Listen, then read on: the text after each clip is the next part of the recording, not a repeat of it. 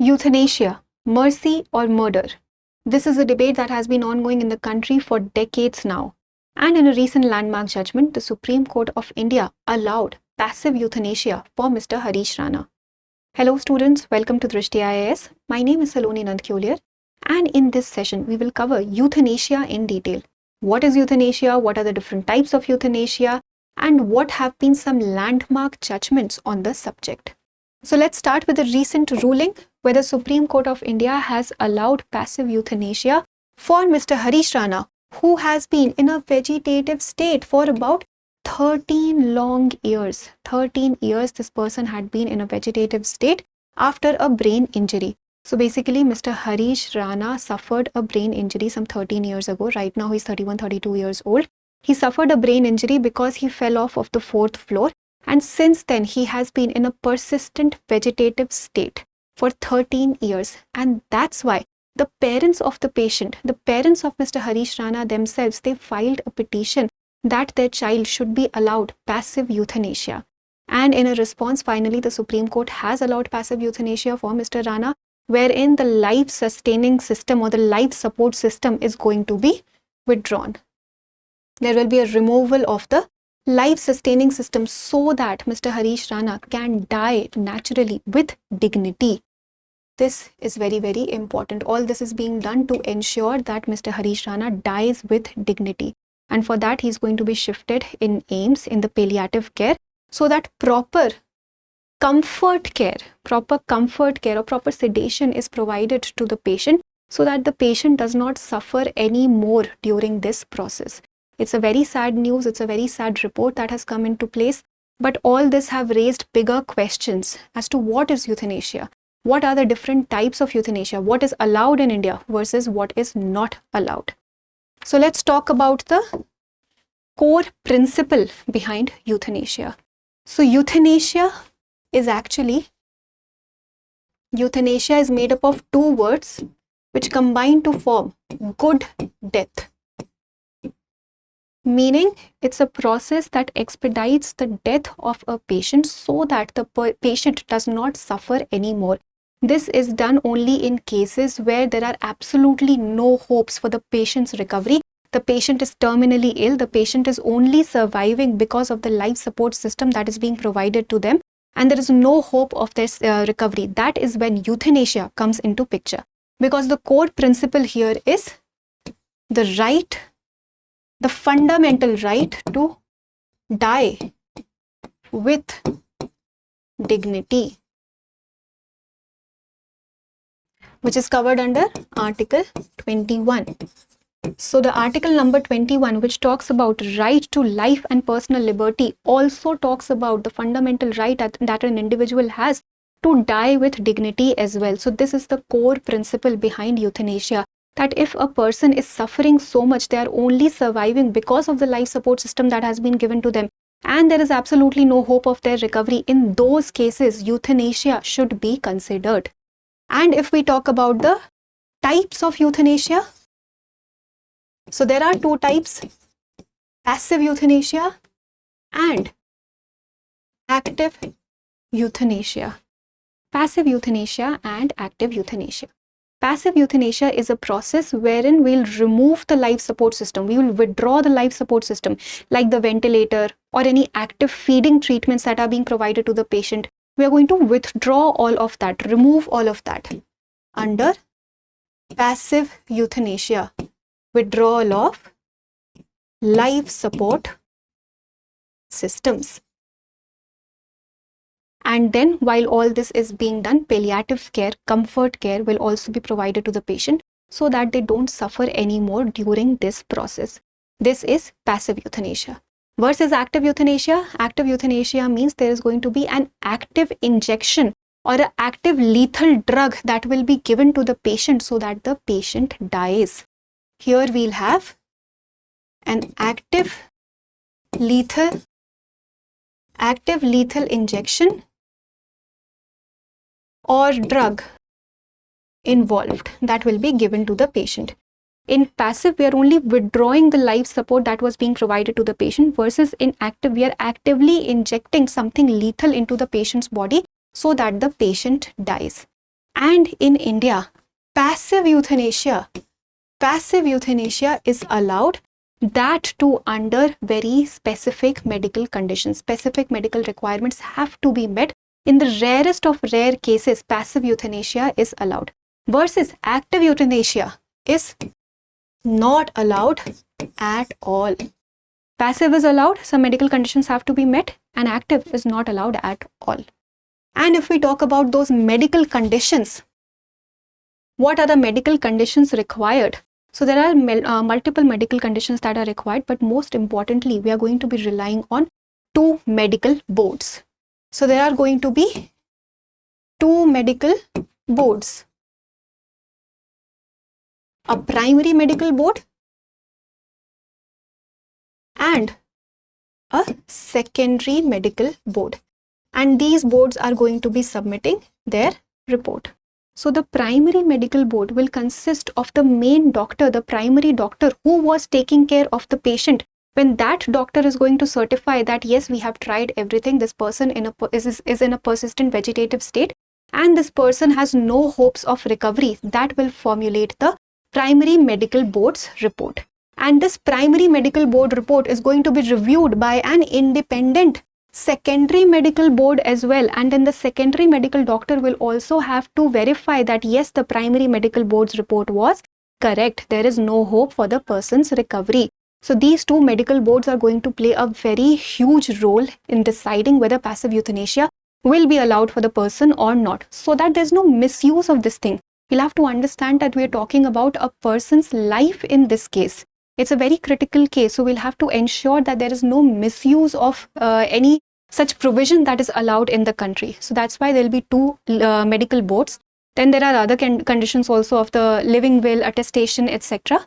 But mostly the most important reports will be provided by these 2 medical boards. And in this case as well, in Mr. Harish Rana's case also, the Supreme Court said that yes, this is a very sad report because the report confirmed that there is no hope for the person's recovery, and that's why the court allowed passive euthanasia for Mr. Harish Rana. Now, if we look at some landmark judgments that we've had in our country, which will talk about the history of euthanasia or the evolution of euthanasia in our country. So it all started in 2011 with Miss Aruna Shanbaug versus Union of India case. So Miss Aruna was actually a nurse in a hospital at Mumbai, and she was brutally sexually assaulted by a hospital co-worker. And then she was actually strangled with a metal chain and everything, and that is why there was oxygen supply was cut off to her brain. So much so that she remained in a persistent vegetative state for 42 years. Almost 4 decades she remained in a persistent vegetative state. And then a couple of years later, all this happened in 1973, and then a couple of years later, a journalist, Miss Pinky Virani, she actually filed a petition as the next friend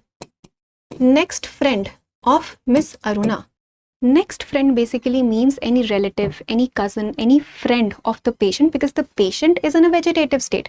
The patient is not able to respond. Whenever the patient is not able to respond, we rely on the next friend, the person who's very closely associated to the patient.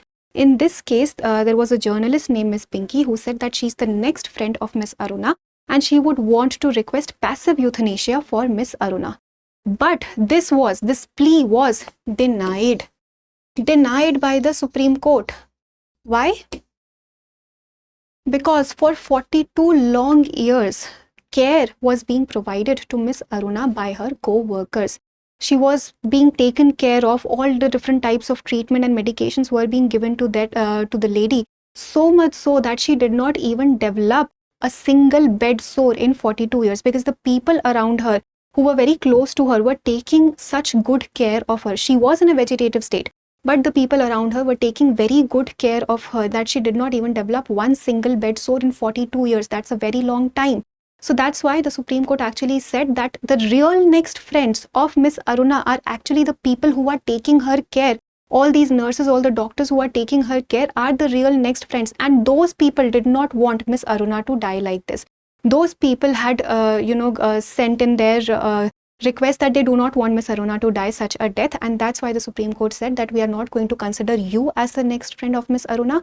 We are going to consider them as the next friend of Miss Aruna, and we will reject the plea.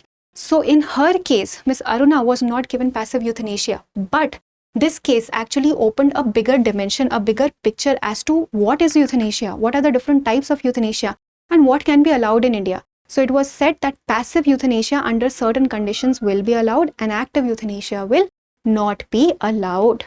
So this happened in the Aruna Shanbaug case.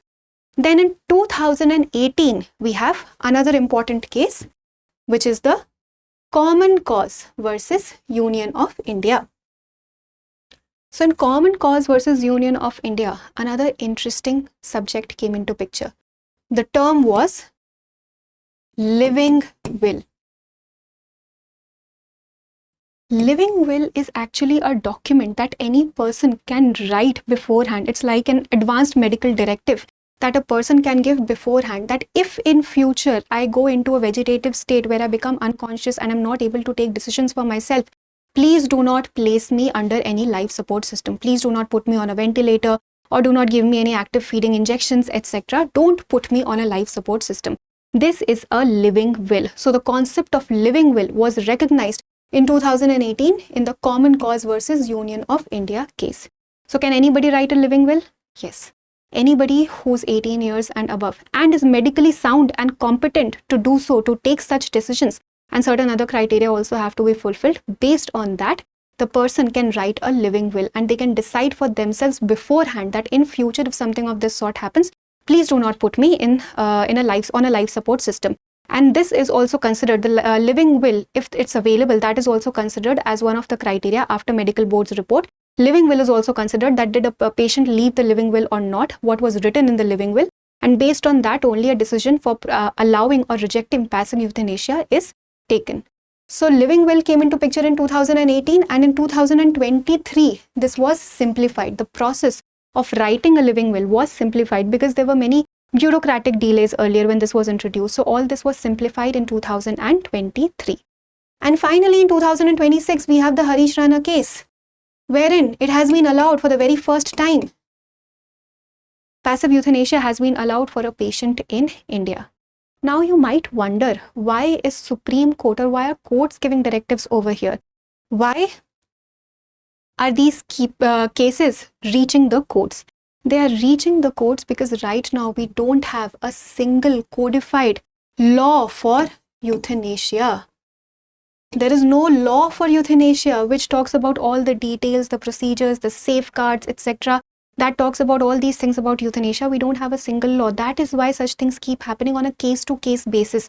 Judgments keep coming in on a case-to-case basis. The Supreme Court or the different courts, they intervene, they pass their judgments because we don't have a proper detailed law on this subject.